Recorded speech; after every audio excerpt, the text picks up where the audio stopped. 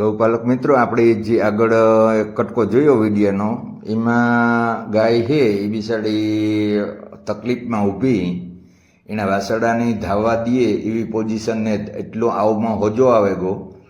આ જે છે એ મેડિકલ લાઇનની અંદર જે કંઈ છે ડૉક્ટર સાહેબ એને બધાનું કહેવાનું થયું કે આને બેક્ટેરિયા થઈ ગયા અને આના અસર બંધ થઈ ગયો. અને જે પાહેનો અસર છે એમાંય પણ લોહી અને ગળફા એવું દૂધ આવે છે, એટલે વાસળી છે એને દૂધ ન જડે એટલે તે ઈમ્યુન મારે અને વધુ દુખાવો થાય. એટલે મિત્રો, આ જે વાસળું જે અટાણે ધાવે એ આપણી જે અટાણે હજે તો ખાલી આને અડધી ટ્રીટમેન્ટ પૂરી થઈ ત્યાં એને સારું થઈ ગયું.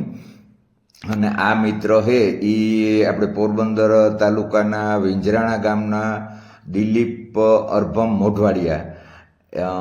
આ છોકરો આવ્યો અને એને કીધું કે આ તાઈ કે અમે લંપીની દવા લેગા હતા કે અમારે કે લંપીની દવામાં કે અમને અમારી જે ગાય છે એ કે બસે ગઈ હતી.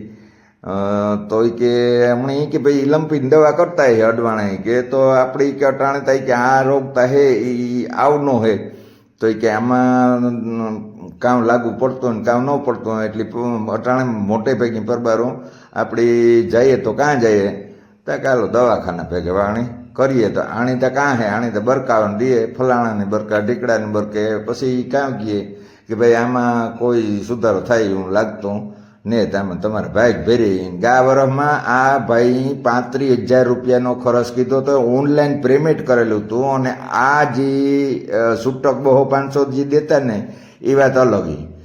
એ તે કે એનું ગણતરી નથી કીધી, પણ એ કે આખી જે કંઈ હતું એ ટ્રીટમેન્ટ આખી ફેલ થઈ અને એ વેતરે ફેલ થયું. કીધું અમને થયું કે આ ગાય છે, ગાય જેવી ગાય છે, તો એ કે આણી તકલીફ જોવી અને વાસડાને ભૂખ્યું રાખવું.